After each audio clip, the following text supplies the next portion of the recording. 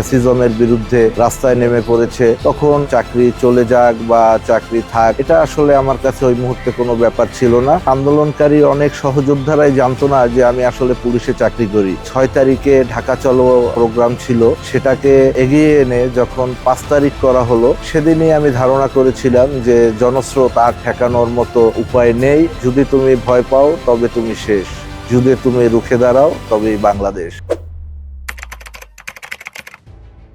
জুলাই আন্দোলনে অংশগ্রহণ করেছিলেন, আপনার কথা সম্পূর্ণই সত্য। কারণ তৎকালীন যে মিছিল মিটিং হতো, আমাদের তৎকালীন প্রশাসন আমাকে বিশেষ করে তখনকার সময়ের কোনো ডিউটিতে দিত না, যেটা আমার জন্য একটা সুবিধা হয়েছিল।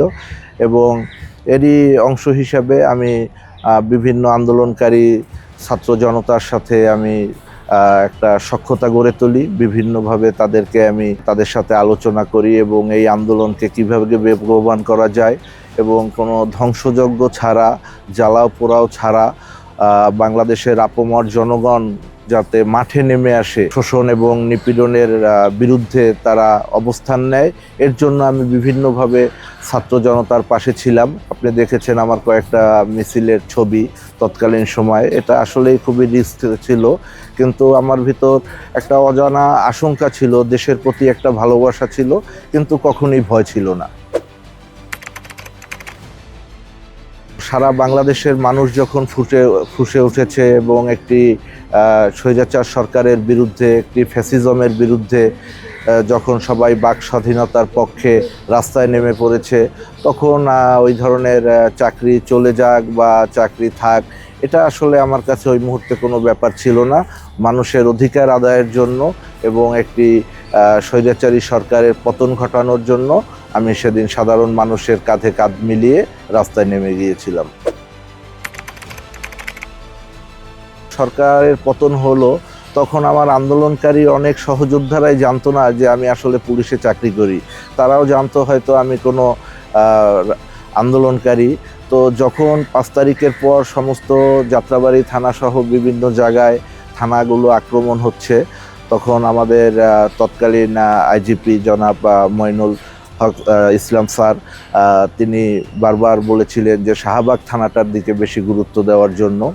এবং আমি তখন আমার যারা আন্দোলনকারী ছিল তাদেরকে আমি সবাইকে জানালাম এবং মোবাইল ফোনের মাধ্যমে এবং লোক মারফত আমি তাদেরকে থানায় অবস্থান নিলাম। আপনারা দেখবেন যে যারা থানা ভাঙার জন্য বা আন্দোলন করার জন্য এসেছিল, তারাই পরবর্তীতে থানার ভিতরে এসে আমার সাথে কথা বলে তারাই থানা পাহারা দিয়ে রেখেছে। শাহবাগ থানায় একটা ফুলের টোকাও আল্লাহর রহমতে লাগতে দেয়নি।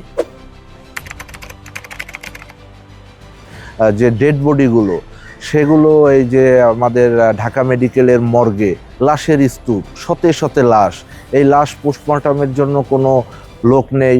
আমি ধন্যবাদ জানাই আমার 2 সহকর্মী বিএল এবং সালাউদ্দিন কনস্টেবল।